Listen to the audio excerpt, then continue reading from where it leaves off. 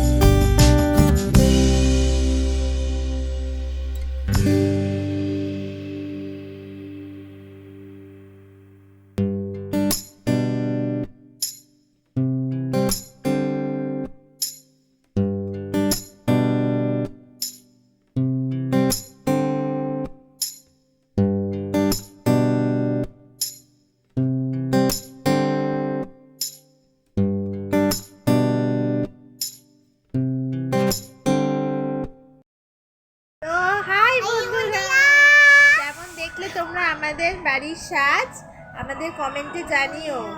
আর আমরা আবার কালকে ভূত চতুর্দশীতে ফিরে আসব। কালকে কিন্তু কেউ বাইরে বেরিও না চুল খুলে, মিঠাই। কালকে কিন্তু ডাইনিরা সব চলে আসবে।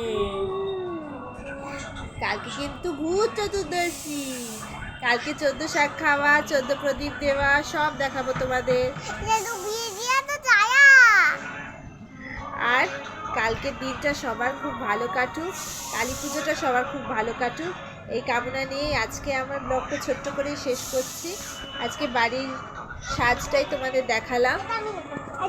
কালকে আবার ফেরত আসবো নতুন ব্লগ নিয়ে বন্ধুরা। শরীরটা আসলে খুব একটা ভালো নেই, তো তাই বেশি বড় ব্লগ করতে পারছি না, ছোট ছোট করেই। তাও তোমাদের সামনে আসাটাই আমার কাছে সব থেকে বড় একটা স্পিরিট, একটা পজিটিভ ভাইব। তাই তোমাদের সামনে আসলাম। লাইক করো, শেয়ার করো, কমেন্ট করো, আর যদি কোনো ভুল ত্রুটি হয় একটু জানিও। শুভরাত্রি।